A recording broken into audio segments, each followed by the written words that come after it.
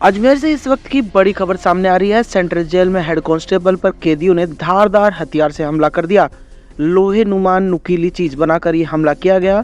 हमला कैदी श्रवण सोनी फरीद उर्फ गंजा ने ये हमला अंजाम दिया है।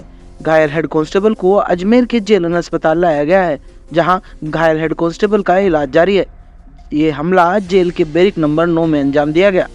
देखिए, ये एक अत्यंत गंभीर घटना है कि जेल के अंदर दो कैदी श्रवण सैनी और फरदीन द्वारा हमारे हेड कांस्टेबल राजेश गिफ्ट और कातिलाना हमला किया गया है। लेकिन जहां तक हथियारों की बात है और प्राथमिक दृष्टि से सुप्रीटेंडेंट साहब से बात हुई है मेरी, उसमें उन्होंने जो वहाँ कंस्ट्रक्शन में यूज होने वाले सरियों को ही हथियार बनाया है। ऐसा कोई हथियार नहीं है जो बाहर से आया हो, और उसकी भी जाँच की जाएगी और मुकदमा दर्ज करके कार्रवाई की जाएगी।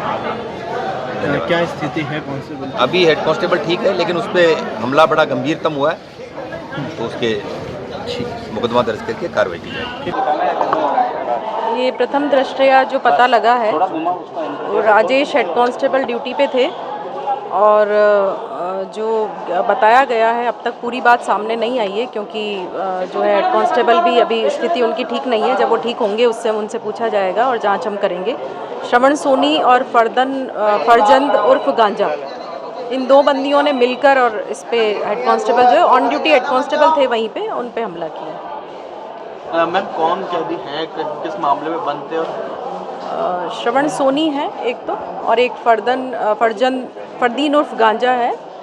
दोनों ही 307 वगैरह कई प्रकरणों में बंद है।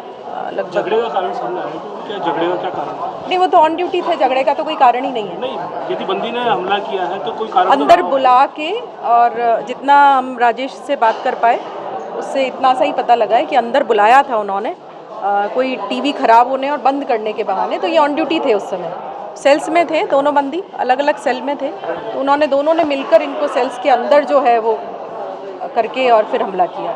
बंदी कितने दिनों से हैं दोनों? श्रवण जो है वो कुछ दिनों पहले ही जयपुर जेल से ट्रांसफ़र होके आए हैं, और उससे पहले भी लगभग 4 महीने पहले भी 2 साल से यहीं थे।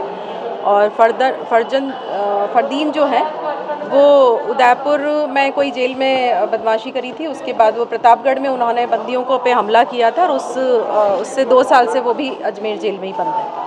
जिस तरह से दोनों बंदी लगातार हमला कर रहे हैं और जिस तरह से जेल में व्यवस्था बिगाड़ रहे हैं, तो क्या इनको कोई दूसरी बड़ी जेल या कहीं एकांत में नहीं रखा जाना चाहिए? नहीं, इसके लिए हमने प्रपोज कर रखा है। दोनों बंदियों के लिए हमने प्रपोजल ऑलरेडी भेज चुके हैं, पहले ही भेज चुके हैं। बंदी को बताया जा रहा है कोई गंभीर बीमारी भी है जिससे संक्रमण फैलने की संभावना है, तो क्या उसे अलग से नहीं किया जाएगा? बिल्कुल सेपरेट एक ही सेल में बंद था, एक सेल में एक ही बंदी था।